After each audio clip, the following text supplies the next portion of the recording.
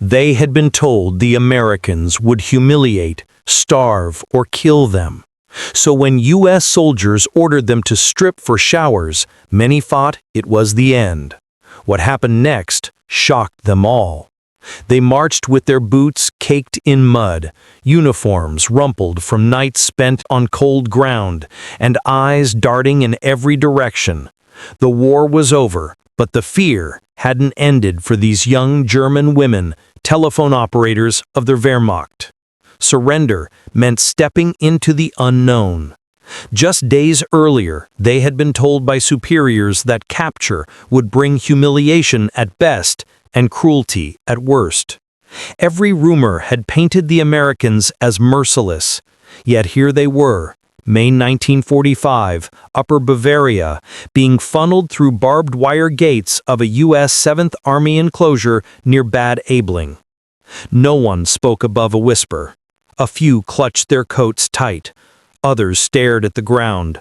One woman, Erica, muttered to the girl beside her, "They will mock us. They will starve us." Her friend shook her head, too drained to answer. The column came to a halt before a group of American soldiers. The guards weren't shouting insults, nor did they raise their rifles in menace. Instead, one of them barked orders in clipped German. "Line up. Medical inspection first." The women exchanged puzzled glances. An inspection? Not the abuse they feared?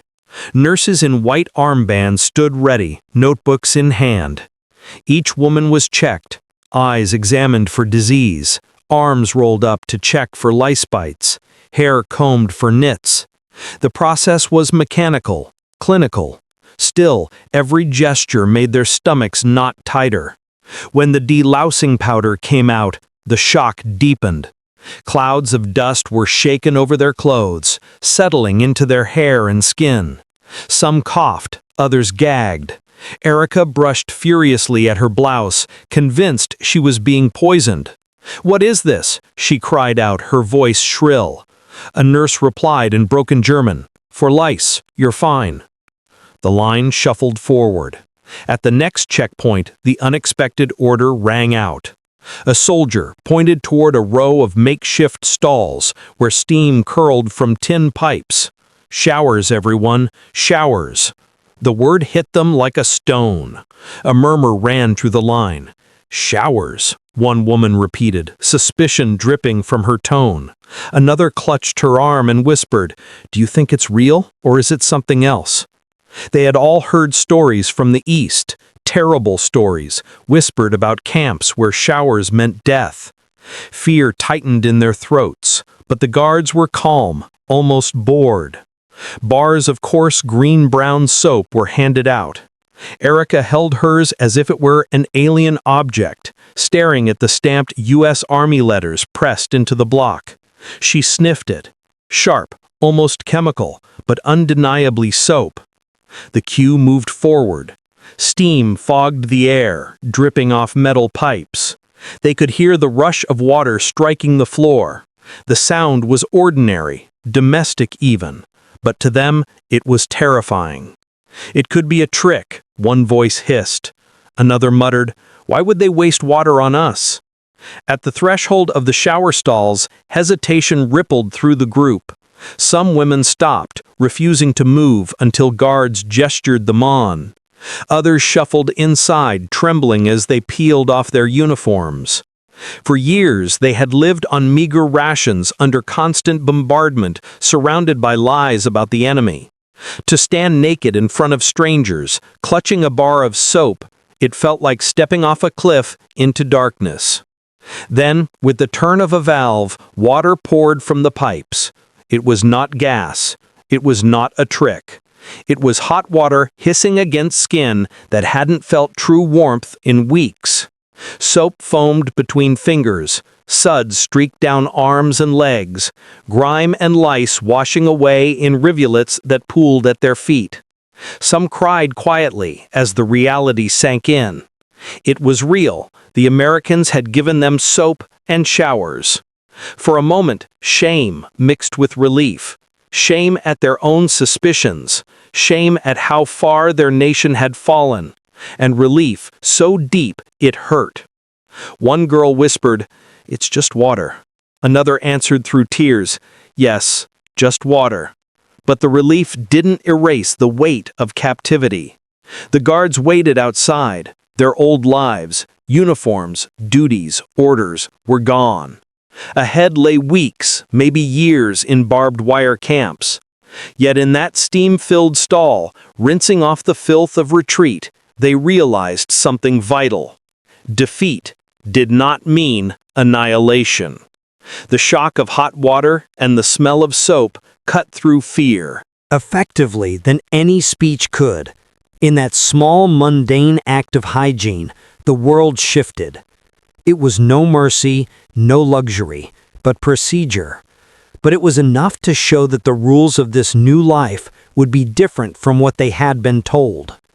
But while the showers marked their first surprise, the days leading up to this moment carried their own tension. And to understand the weight of their fear, we need to return briefly to the collapse of the Reich itself. The road to that shower stall had begun long before. By May 1945, Germany was unraveling in every direction. In Upper Bavaria, the last days of the Reich were not marked by heroic battles or final stands, but by confusion, hunger, and the clatter of retreat. Villages once filled with banners and parades now echoed with hollow silence, broken only by columns of soldiers trudging south in hopes of escaping the advancing Soviets. For the young women in the Wehrmacht's auxiliary service, life had narrowed to a blur of phone lines, messages, and half-heard orders. Many of them had joined not out of burning ideology, but because the war had reached into every corner of their existence. One girl, Marta, had taken the position at 16 after her father was drafted. She had worked in Munich's central telephone exchange, patching calls between officers. By the end, the phones rang endlessly with reports of collapse, units cut off, roads blocked, cities in ruins. The propaganda they had grown up with still blared on radios, though it no longer matched the world around them. Posters insisted on final victory, but the women saw retreat with their own eyes. Every train station was crammed with refugees carrying bundles of bedding. Mothers pulled children by the hand, old men limped on canes, and wounded soldiers slumped on benches with blank stares. American planes roared overhead, strafing columns on the road. The women whispered to each other during their shifts, "If they are here already, where is the promised army that will save us?" When Munich fell in late April, shock rippled through their ranks. Many were ordered south toward the foothills, told to regroup and keep communications alive for units that no longer existed. By the time they reached Bad Aibling, uniforms were stained with sweat and travel dust. The war that had once seemed so distant was collapsing right under their boots. Rumors filled the void left by real orders. Some said the Americans would shoot female auxiliaries on sight, punishing them for serving in Hitler's military. Others whispered darker tales from the east, stories of mass rapes and reprisals as the Red Army swept through. For these women, surrender felt like gambling with their lives.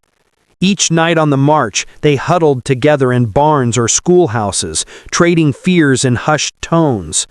"Better to throw away the uniform," one girl urged. "They will think we are civilians." "And if they find out we lied," another countered, "that could be worse." The group decided almost wordlessly to keep their uniforms on.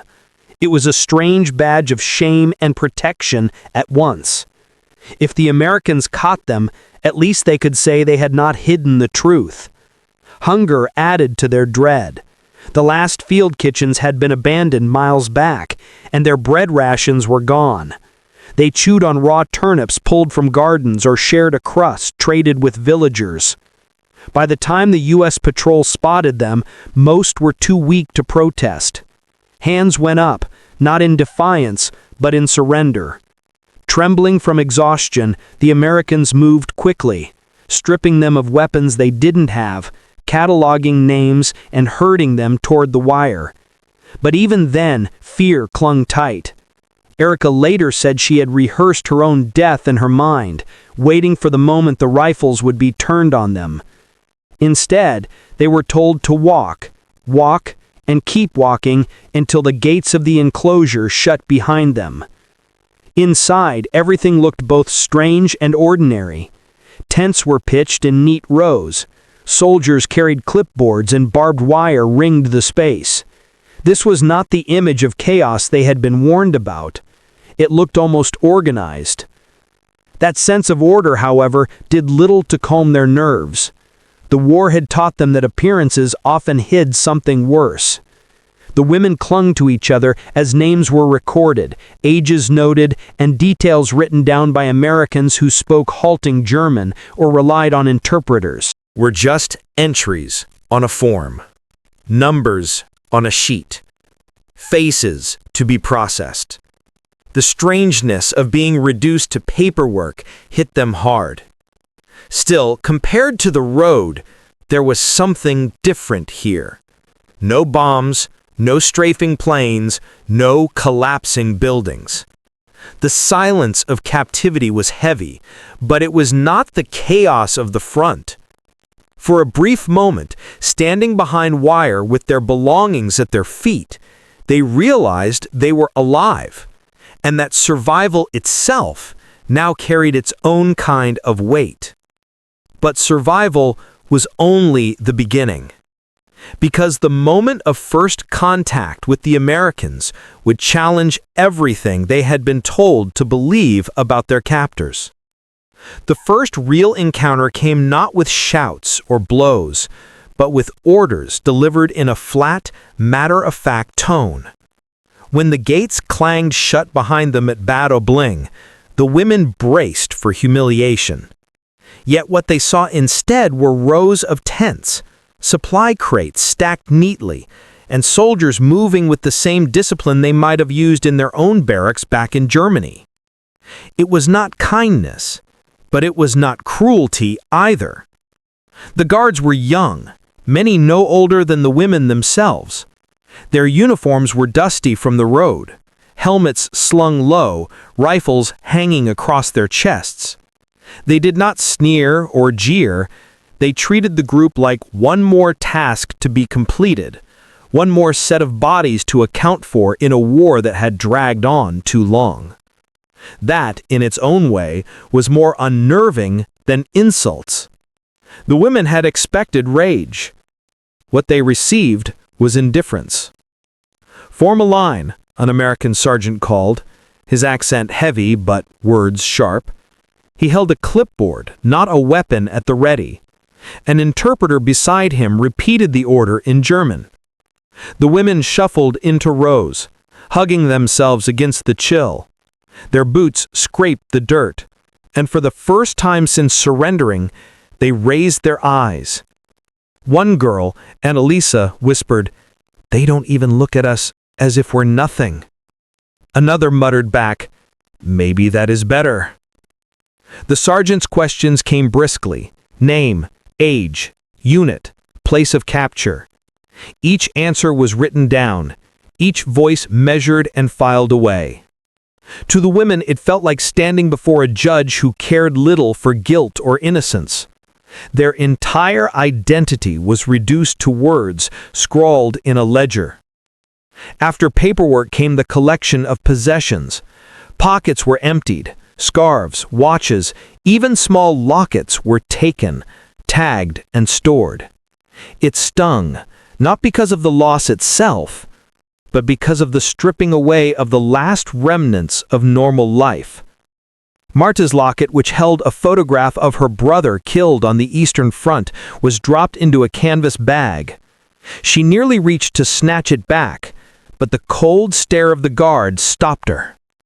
It was then that the first sliver of humanity appeared.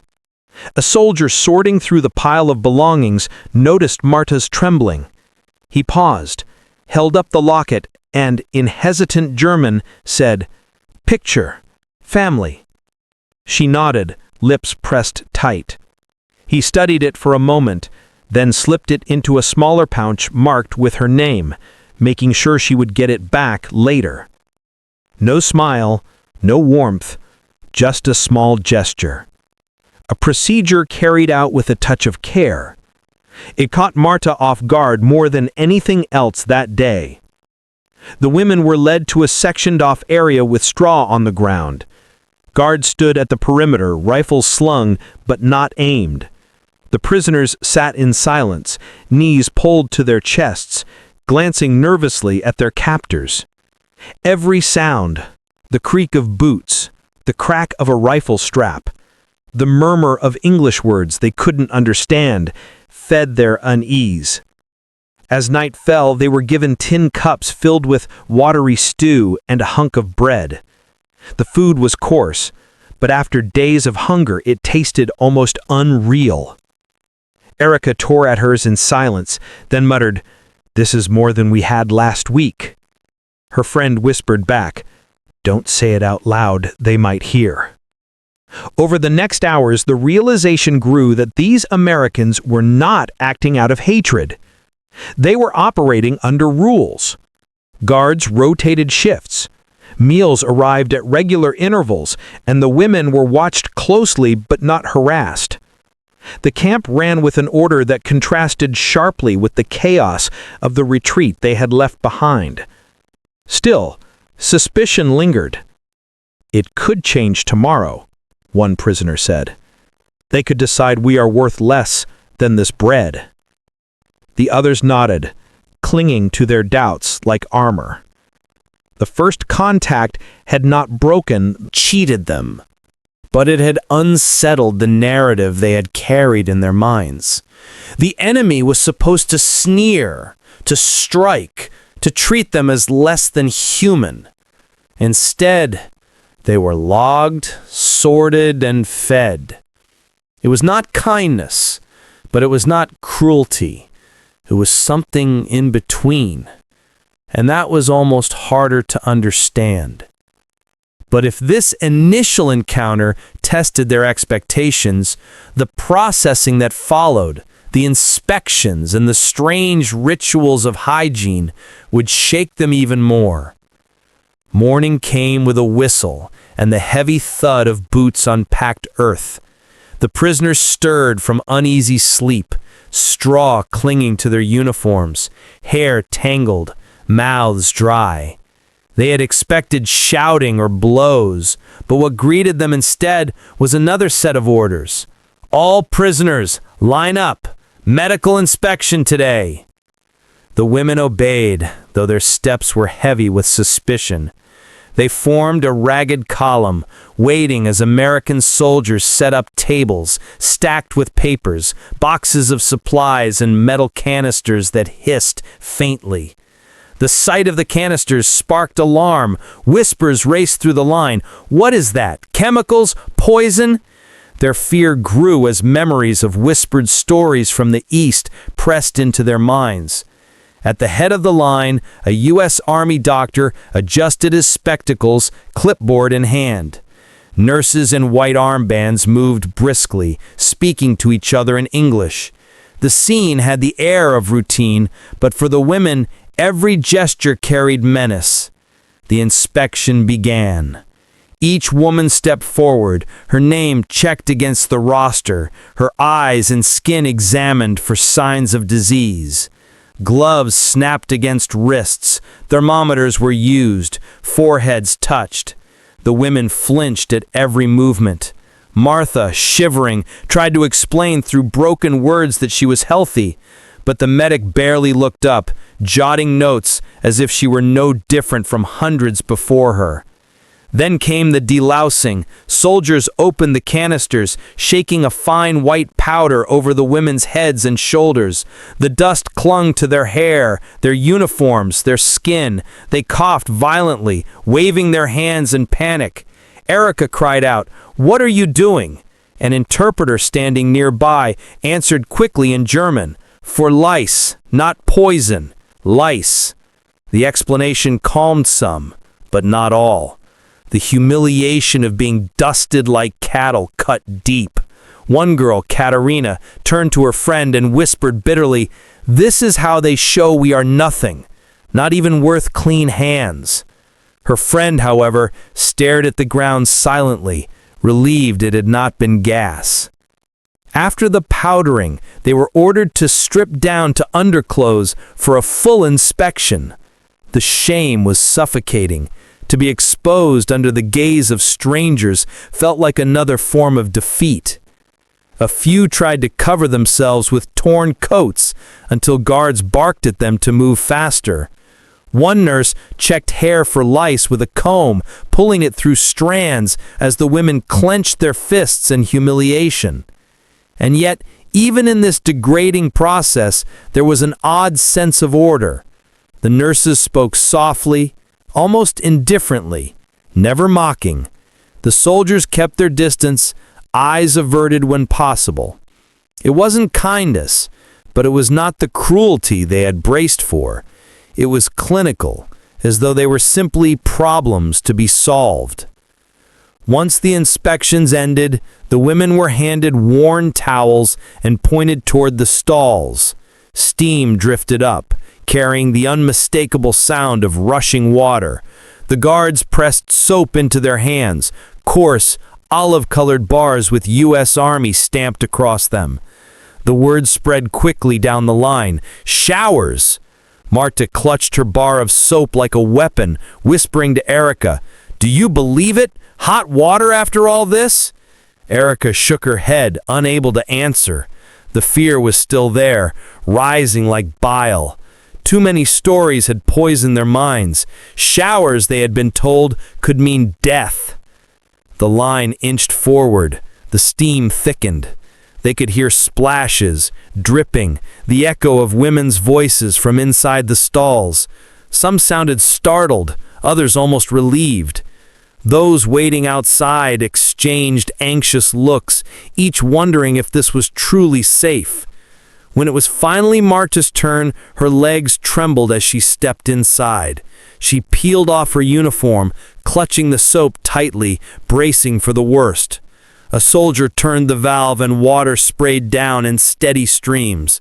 Marta gasped. It was hot, real, scalding, cleansing hot water. She rubbed. Soap between her hands, foam forming, the grime of weeks on the road washing down her arms in gray streaks. Her body shook, not from fear now, but from something she could barely name. Relief. Around her, other women began to wash, tentatively at first, then with urgency. Tears mixed with soap suds. The water carried away not only dirt, but also the lies they had been fed for years. This was not the brutality they had expected. It was regulation procedure, a strange, sterile act of care. When the shower ended, they dried quickly, pulling on their clothes with haste, still afraid of what might come next. Yet nothing did. They were sent back to the enclosure, cleaner than they had been in weeks, their skin raw but alive. For the first time since capture, silence hung differently between them. It was not the silence of fear, but of confusion. What did it mean that their enemies had given them soap and hot water? The answer was unclear, but the question would stay with them. But as they processed this shock, the act of bathing was only the beginning. The true emotional breaking point came when they realized what that shower symbolized, in contrast to the propaganda they had grown up with. The moment the first stream of hot water touched their skin, something shifted. For weeks, their bodies had been stiff with grime, lice crawling in seams of fabric, the sour odor of unwashed sweat clinging to every inch of them. Now, as the water struck, it carried away not only the filth of retreat, but also the poison of expectation. Still, it was not easy to accept. Inside the row of makeshift stalls, steam clouded the air, turning shapes into silhouettes. The women stood in awkward silence, clutching soap, their backs to one another. Some moved quickly, scrubbing furiously, as if the water might stop at any moment. Others froze, eyes shut tight, waiting for something terrible to happen. Marta, her shoulders hunched, whispered, "It feels wrong to be naked here in front of them, like we are animals." Erica answered, voice trembling, "At least the water is real." The soap foamed easily, its sharp, earthy scent filling the air. For the Americans, it was just another bar from a supply crate, indistinguishable from thousands handed out to soldiers. But to these women, it was a revelation. They rubbed it over arms, faces, legs, watching the dirt dissolve into streaks that swirled down the drains. The sound of rushing water grew louder, and with it came a strange release. One girl, Anna, leaned against the wall, tears mixing with the spray. She whispered to no one in particular, "I thought this was the end. I thought they were going to kill us." No one answered, but several heads bowed in silent agreement. The fear had been real, sharpened by propaganda and whispers of atrocities. And yet here they were, washing with American soap. The guards outside called out occasionally, their voices muffled by the steam. They weren't shouting threats, only reminding the women to move along. Nurses passed towels through the entrance, their hands brisk, eyes fixed on the task rather than the prisoners' bodies. It was strangely impersonal, like an assembly line. For some, this indifference was harder to grasp than cruelty would have been. Annalise muttered bitterly, "We are nothing to them, just work to be done." But even she could not deny the relief in her voice when she admitted, "At least they don't look at us the way we were told they would." The process was quick, 10 minutes, maybe less, before each woman stepped out dripping and red-skinned, clutching a towel. The nightmarish fear of poison faded with each new group that returned alive and clean. Soon the whispers shifted from suspicion to disbelief. "Do you think they care about us?" "No, it's just their rules." But even rules can have meaning. The showers became more than hygiene. They were proof that the war was not the only truth they had known for years. They had been told the Allies would destroy them utterly, show no mercy, treat them as vermin. And yet here they were, alive, cleaner than they had been in months, their bodies humming from the shock of heat and soap. Still, the relief came laced with shame. Many of the women had believed the propaganda, repeated it to others, built their lives around its lies. To realize that the enemy followed rules, even in victory, struck hard. Marta admitted quietly, "We were told they would strip us of our dignity, but it is our own leaders who lied." No one contradicted her later. Back in the enclosure, the women sat together in silence, towels draped over shoulders, damp hair clinging to cheeks. Their uniforms, though still threadbare, smelled faintly cleaner. Erica rubbed the soap between her fingers again and again, as if trying to prove it was real. She whispered, This means something. I don't know what, but it does." The shower scene did not erase the humiliation of captivity, nor did it suddenly make their future secure, but it was a turning point. For the first time, they glimpsed that survival might not mean degradation.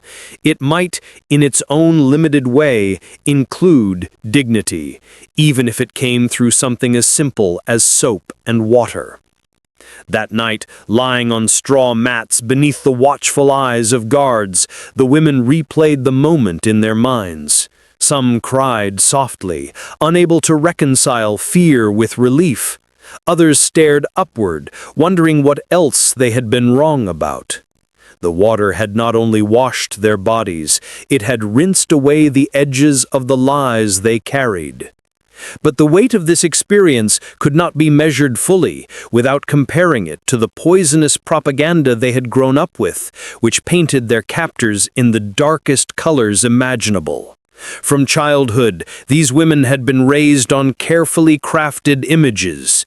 In schoolrooms, teachers spoke of enemies who wanted to crush Germany and enslave its people. Posters showed Americans as savages, with exaggerated features, brutal and wild, eager to tear down everything German. Even in their auxiliary service, during late-night shifts at switchboards, the radio still crackled with speeches describing Allied cruelty. The message was always the same: surrender would mean ruin. But the camp at Bad Aibling told a different story. The Americans didn't greet them with hatred, they processed them like inventory, gave them bread and watery stew, and most astonishingly, soap and showers. The disconnect gnawed at their minds. If everything they had been told about the Allies was false, then what else in their world had been a lie? One evening, sitting on the straw inside the enclosure, Marta voiced the question none of them wanted to say aloud. Why would they treat us this way? Why not punish us? Erica shook her head. Maybe they are mocking us, making us think we are safe. No, another girl interjected, softer. If they wanted to kill us, they wouldn't waste water. They follow rules. The idea of rules was foreign to them in this context. They had been taught that war was merciless, that enemies would abandon any sense of honor.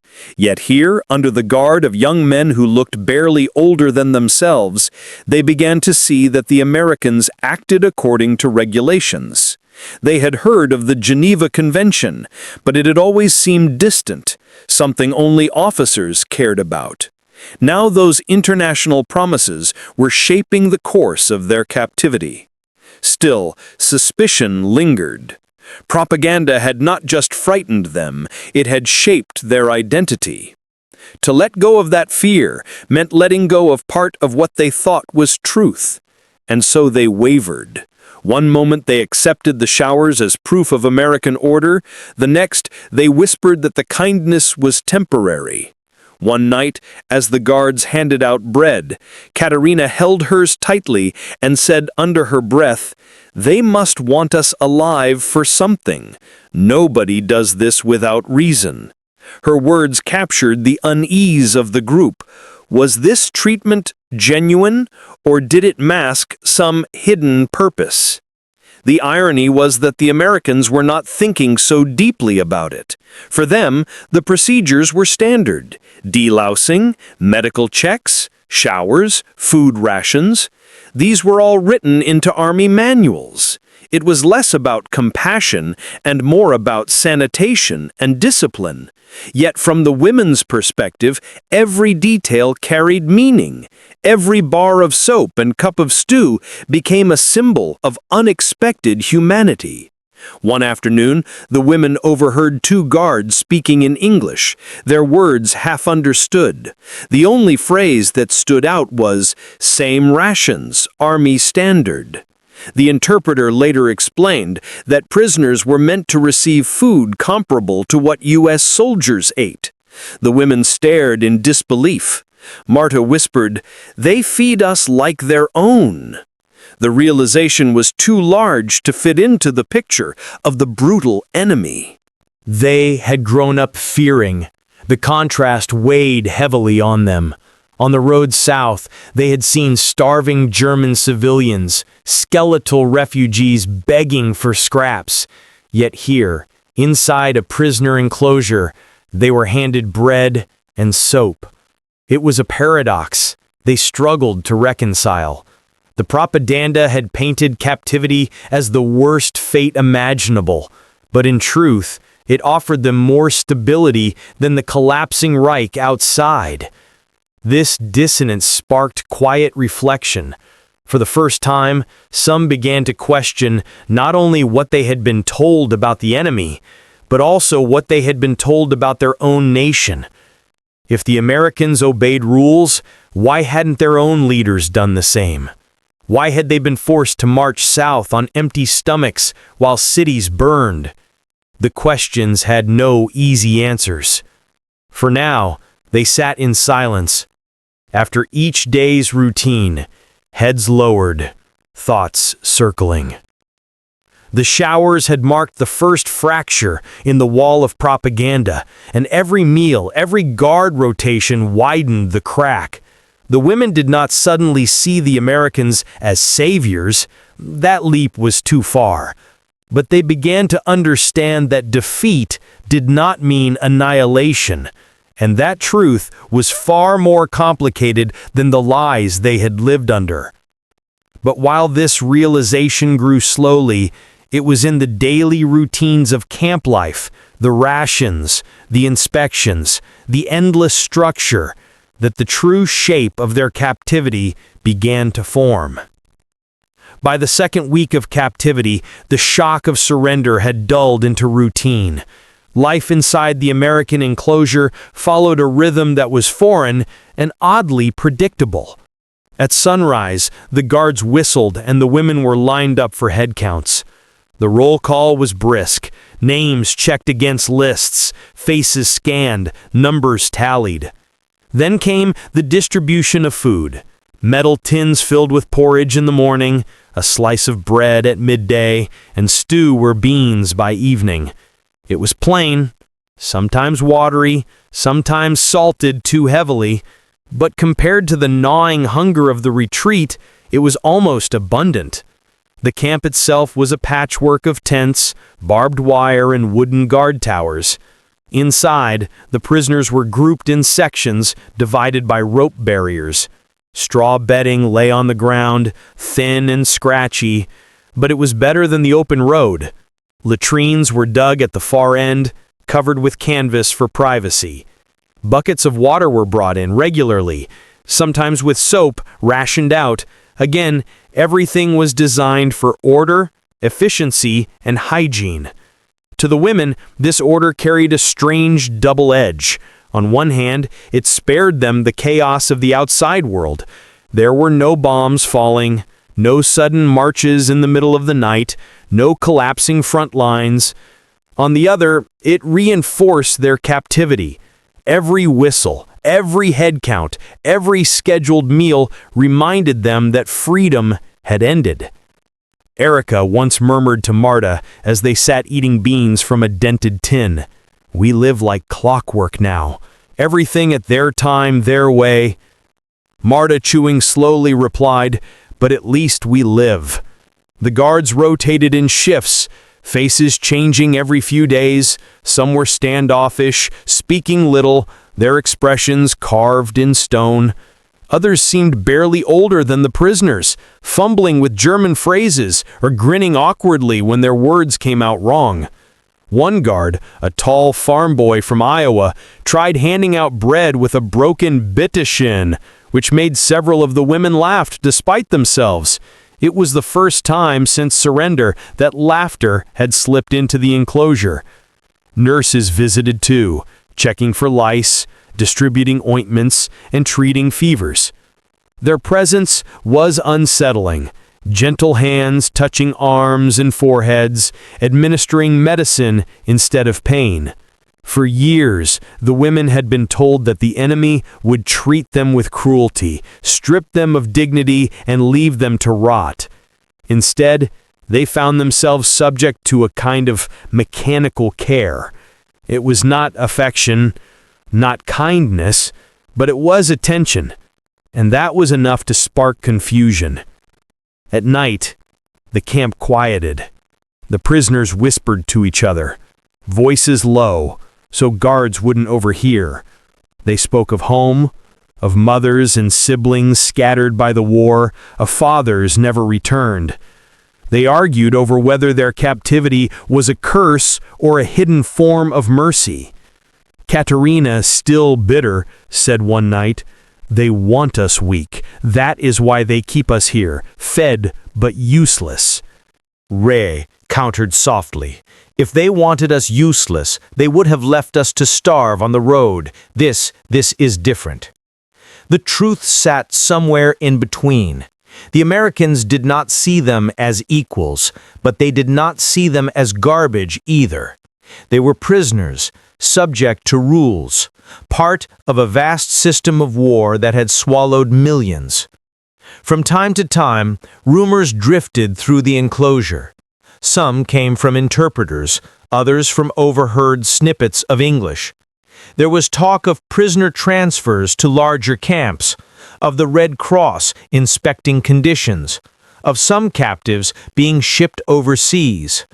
Each rumor sparked a fresh wave of anxiety. Would they be moved? Would they vanish into the belly of another war machine? None of the women knew, and the not knowing gnawed at them as much as the captivity itself. Still, there were small mercies. A guard occasionally tossed a cigarette butt into the enclosure, and those who smoked shared it greedily. A nurse once handed Marta an extra crust of bread when she noticed her thin frame. Little gestures that did not erase the wire fences, but softened the sharpness of captivity. Day by day, the women learned the contours of this new life. The camp was not freedom, but neither was it the terror they had imagined. It was something harder to name.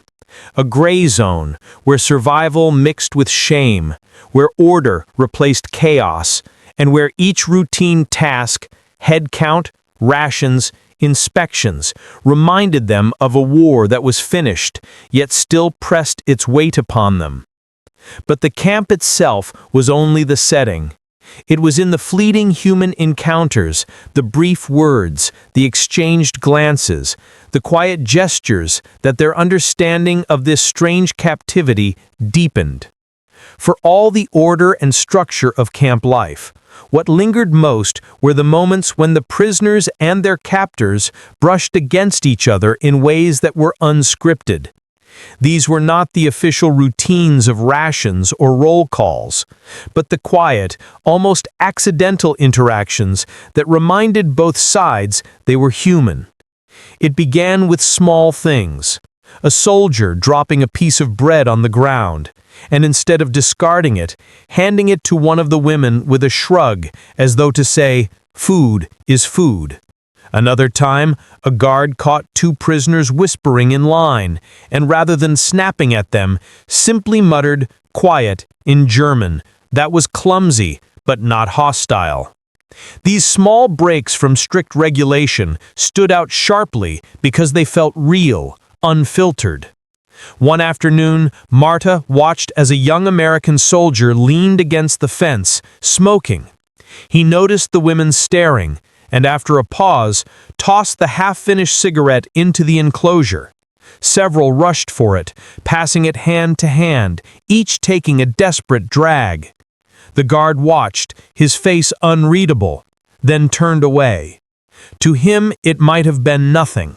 To them, it was a reminder of a world outside the wire, where small indulgences still existed. There were words, too. When language allowed, some of the guards spoke fragments of German picked up during the campaign. Essen, they said, as they handed out food. Schnell, when urging the line to move faster. Sometimes it sounded harsh, but sometimes it carried the awkward rhythm of someone trying to communicate beyond orders. One evening, Erica gathered courage to speak back. A guard was struggling with the word for blanket. She pointed to the pile and said it slowly. Dicke. He repeated it, his accent bending the word oddly, and she corrected him, laughing softly. He grinned, shrugged, and tried again. For a few moments, the war, the wire, the uniforms, all of it faded. It was just two young people fumbling over words. The nurses offered another kind of encounter. Unlike the guards, they sometimes looked directly into the women's eyes as they worked. When one girl developed a fever, an American nurse knelt beside her, pressed a hand to her forehead, and spoke softly in English.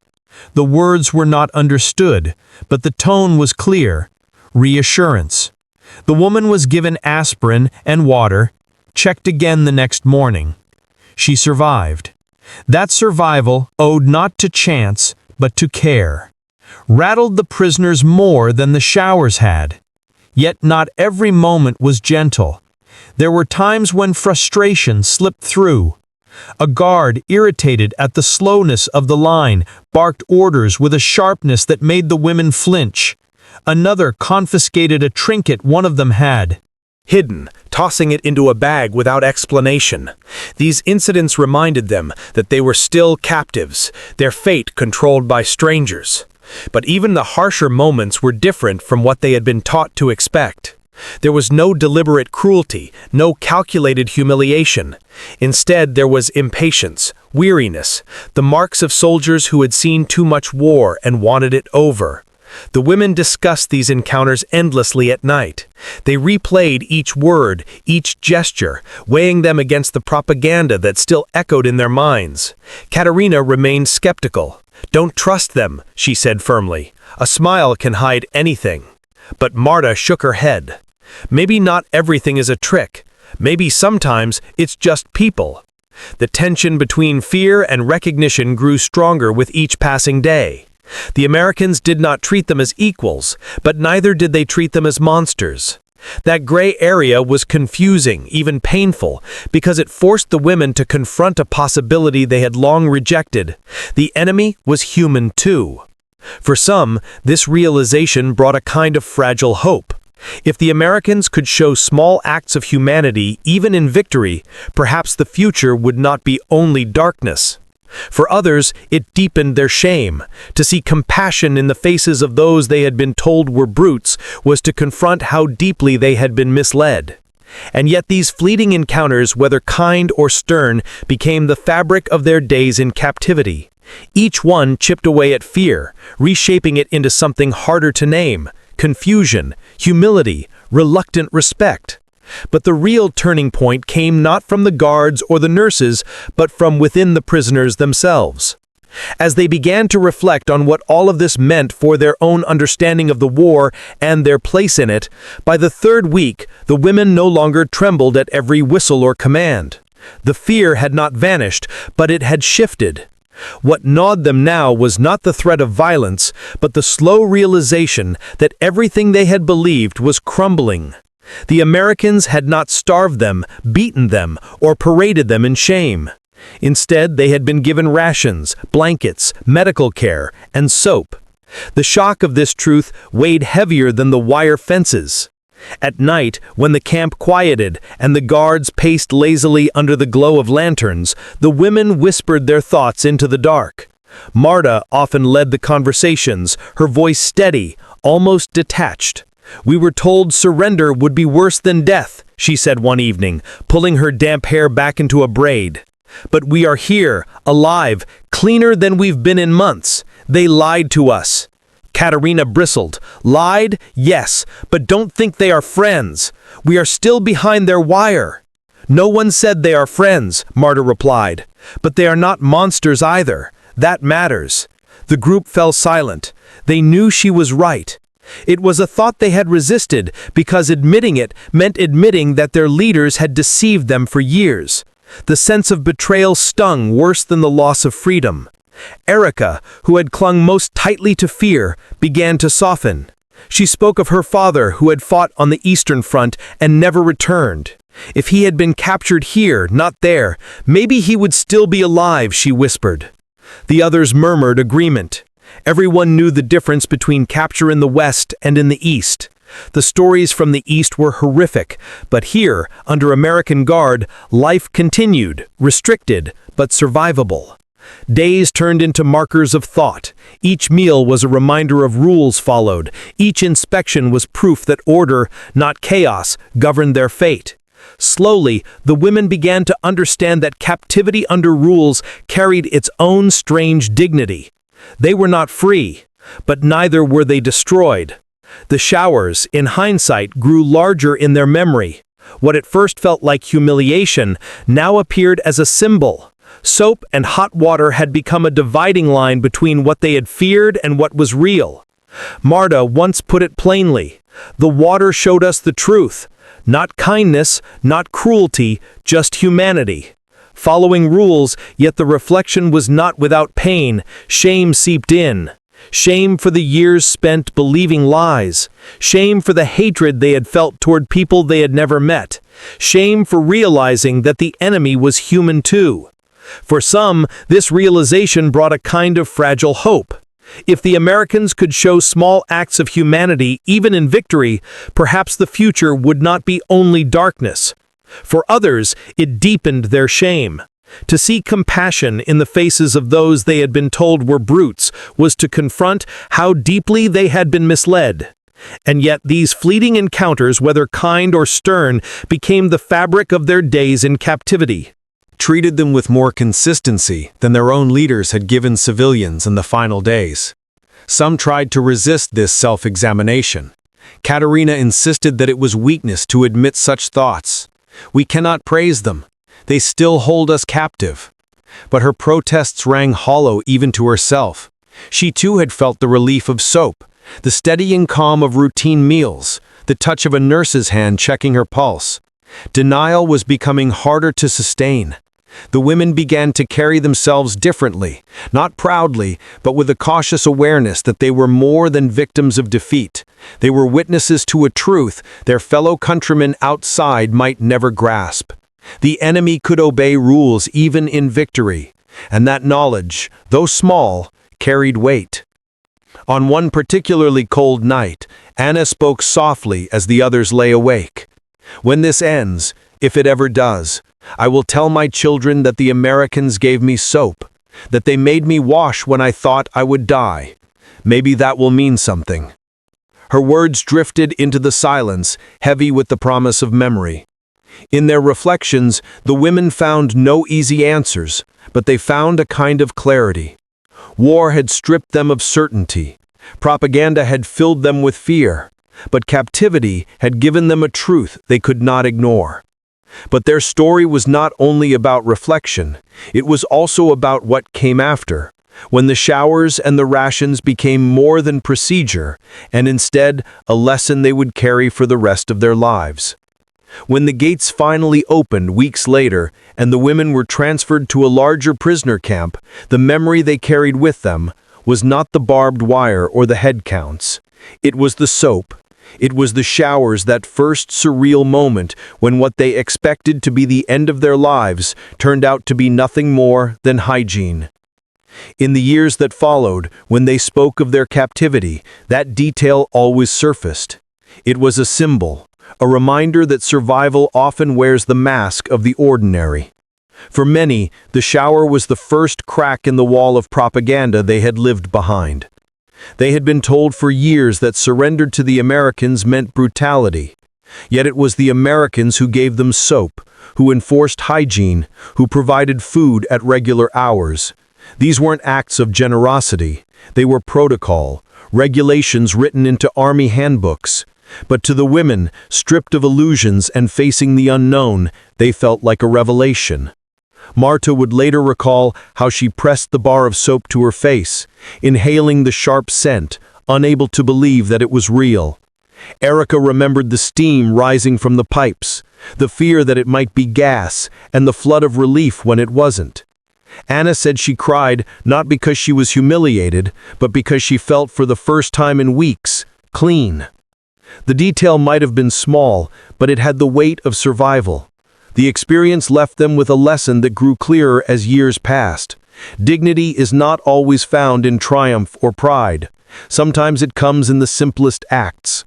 Warm water on skin, a shared cigarette butt, a nurse's hand checking a fever. Those moments reminded them that humanity can endure even when nations fall apart. It also forced them to confront their own beliefs.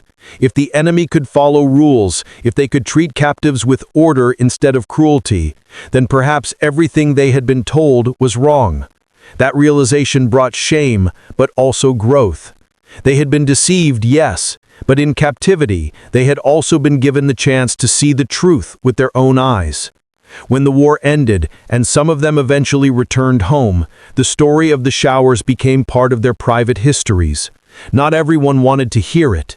In bombed-out towns, surrounded by grief and loss, tales of Americans giving prisoners soap sounded trivial, even absurd. But to those who had lived it, it was not trivial at all. It was proof that survival could come in forms no one expected. In the long years that followed, the women carried the lesson with them. Humanity is tested in extremes, but it can show itself in the smallest gestures. A bar of soap, a bowl of stew, a guard who tries awkwardly to say blanket in German. These details mattered because they reminded the prisoners that even in war, rules and decency could still hold power. For those who survived, the memory of that first shower stayed. It was not just about water and soap. It was about perspective. It was the moment when they realized that defeat was not the end of being human. It was the moment they understood that survival often comes in ways you least expect, and that dignity, once thought lost, can be restored in something as simple as washing away the dirt of war. The moral they drew was clear. Never let lies define how you see others, and never underestimate the weight of small mercies. Even in captivity, even in defeat, there can be a spark of humanity strong enough to break through fear. So when we look back at their story today, it reminds us that history isn't just shaped by battles and treaties. It is shaped by the small, human moments that outlast the gunfire. Soap and showers may not appear in official records of the war, but for those women, it was the memory that defined their captivity. And that leaves us with a question worth carrying forward in our own lives. When conflict or hardship threatens to strip others of dignity, will we choose cruelty? Or will we choose something as simple and as powerful as giving them the chance to wash and begin again? If this story has given you something to think about, don't forget to subscribe for more history, brought to life through the voices of those who lived it.